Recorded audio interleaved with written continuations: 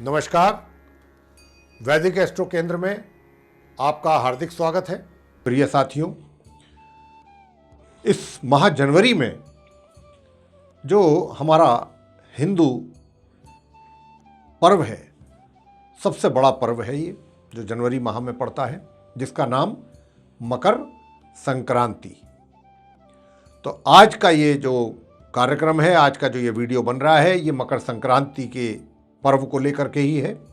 उसी के विषय में हम आपको जानकारी देंगे और अंत में आपको बताएंगे कि मकर संक्रांति का वो कौन सा शुभ मुहूर्त है जिस दिन आपने पूजा और दान इत्यादि करना चाहिए। उस शुभ मुहूर्त में ही करना चाहिए, तो ज़्यादा शुभ माना जाता है, ज़्यादा अच्छा रहता है, बहुत अच्छा रहता है अपने लिए।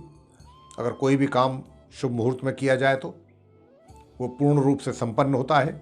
तो प्रिय साथियों, आज हम ये जानेंगे कि वर्ष 2022 में मकर संक्रांति पर्व किस दिन है तथा इस पर्व का क्या महत्व है, इसके महत्व को भी समझेंगे तथा मकर संक्रांति का शुभ मुहूर्त कब निकलेगा, कब का निकला हुआ है और यह पर्व कहाँ कहाँ और किस रूप में मनाया जाता है।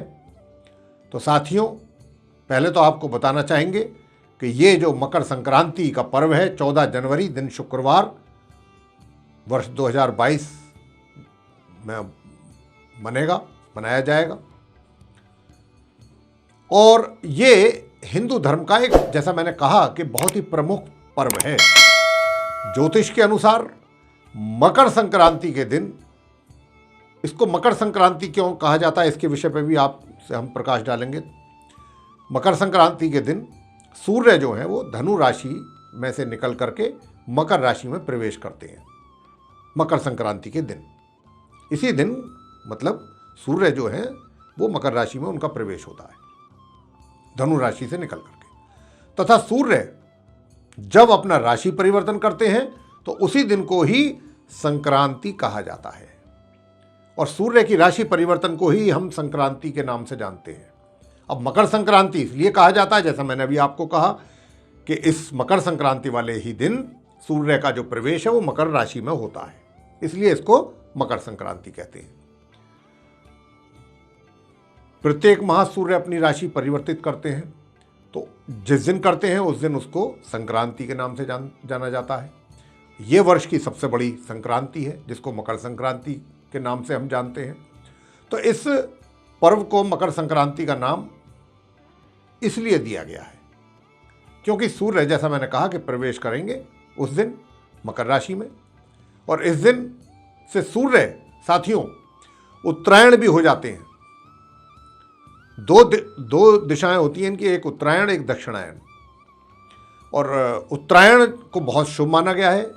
और इस दिन जो है गंगा स्नान, मकर संक्रांति के दिन जो है, यानी उत्तरायण जिस दिन होते हैं सूर्य, इस दिन उत्तरायण भी माना गया है, जैसा मैं आपको अभी बता भी रहा हूँ कि इस दिन गंगा स्नान करके व्रत कथा, दान और भगवान सूर्य देव की उपासना की भी एक तरीके से परंपरा है और बहुत महत्व है इसका। इस पर्व का और क्या महत्व है? हमारे शास्त्रों के अनुसार सूर्य जो हैं वो निर्यन पद्धति के अनुसार, दो पद्धति होती है, सायन पद्धति और निर्यन पद्धति। हमारे हिंदू एस्ट्रोलॉजी में निर्यन पद्धति चलती है। हमारे शास्त्रों में यानी कि सूर्य जो हैं जब निर्यन पद्धति के अनुसार माह जनवरी में मकर संक्रांति के दिन से उत्तरायण हो जाते हैं और इनकी स्थिति जुलाई तक इसी प्रकार बनी रहती है तथा जुलाई से ये फिर दक्षिणायन हो जाते हैं। तथा हमारे देश में जो 4 ऋतु होती हैं वे भी सब सूर्य देव की गति पर ही आधारित होती हैं। दक्षिणायन को नकारात्मकता का तथा उत्तरायण को सकारात्मकता का प्रतीक माना गया है और जितने शुभ कार्य होते हैं बड़े बड़े, वो उत्तरायण के समय ही करना ज़्यादा लोग उसको मतलब एक तरीके से मानते हैं कि भाई उत्तरायण में किया गया कार्य जो है वो हमारा सफल रहेगा, ना कि दक्षिणायन में। तो इसको सकारात्मकता का भी प्रतीक माना गया है उत्तरायण में कोई भी शुभ कार्य करना।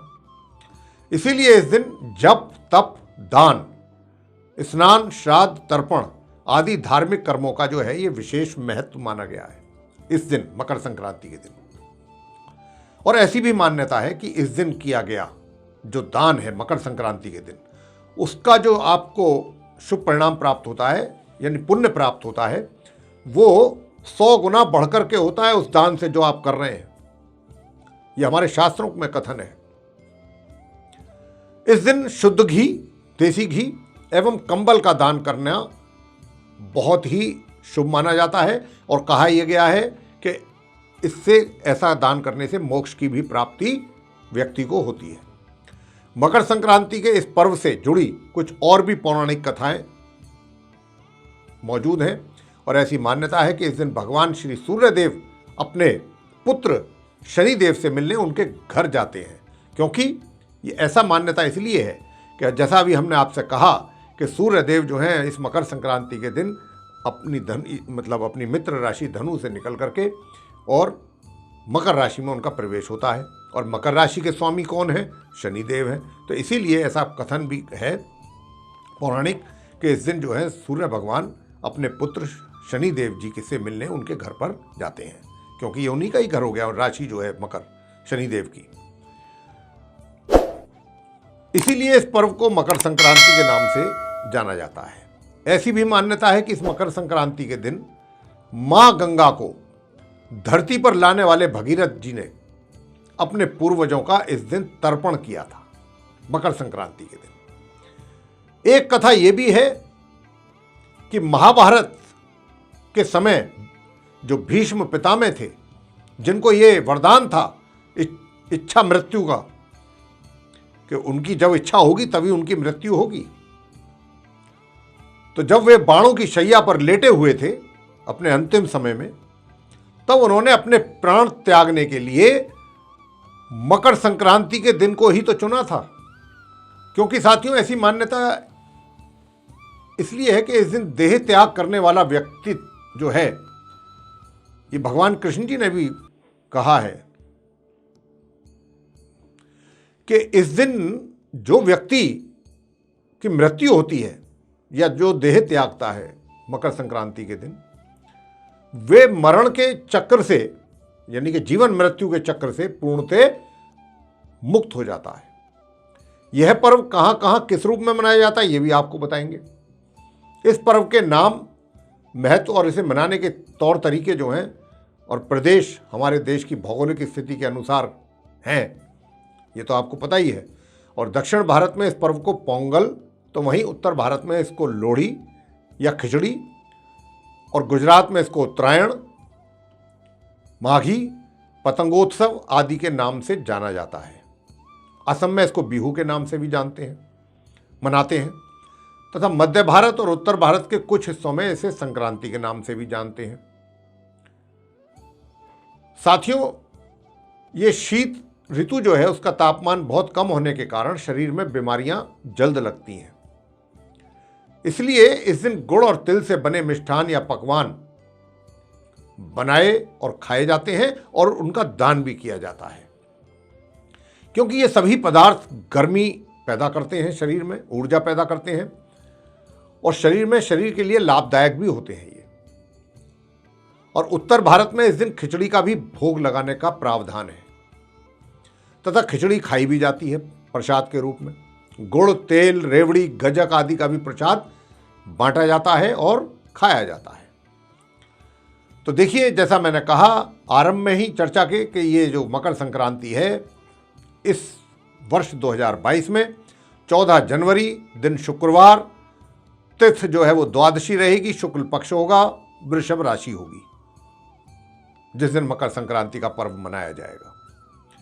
और अब आपको शुभ मुहूर्त के विषय में भी बताते हैं। वो ये कि संक्रांत काल जो है वो दोपहर 2:42 पर होगा। पुण्य काल होगा दोपहर 2:42 से शाम 5:42 के बीच में। महापुण्य काल होगा दोपहर 2:42 से शाम 3:06 तक। संक्रांति का दिन स्नान का समय प्रातः काल 14 जनवरी 2022। और अगर आप सूर्य उदय होने से पहले स्नान करते हैं तो ये तो बहुत ही अच्छा है, बहुत ही शुभ है। लेकिन उस दिन जितना शीघ्र हो सके स्नान कर लेना ही उचित माना जाता है। तो ये थी चर्चा मकर संक्रांति के पर्व को लेकर के, किस किस चीज़ का दान करना शुभ रहता है, पूजा किस किस की जाती है, कैसे कैसे की जाती है, इस पर हमने सब एक बहुत ही छोटी सी चर्चा आपके साथ की है। हम आशा करते हैं कि आपको ये चर्चा ज़रूर पसंद आई होगी। अगर आपको साथियों पसंद आई है ये चर्चा तो इसको लाइक करना ना भूलें और चैनल को भी सब्सक्राइब जरूर कर लें और अधिक से अधिक मात्रा में इस वीडियो को शेयर करें ताकि लोगों को जानकारी के साथ साथ इसके शुभ मुहूर्त का भी पता लगे और अगर वे भी इस प्रकार के कार्य करेंगे तो उनको भी कहीं ना कहीं इसका पुण्य प्राप्त होगा मकर संक्रांति के दिन। साथ ही जो बेल आइकन है, अगर आप इसको भी दबाएंगे तो आने वाले दिनों में जो भी ज्योतिष से संबंधित हमारे भिन्न भिन्न प्रकार के कार्यक्रम हैं उन पर हम जो भी वीडियो बनाएंगे वो आप तक सीधे पहुंचेंगे और आप उनका भी समय अनुसार लाभ प्राप्त कर पाएंगे। तो इसी के साथ बहुत बहुत धन्यवाद। जय माता दी।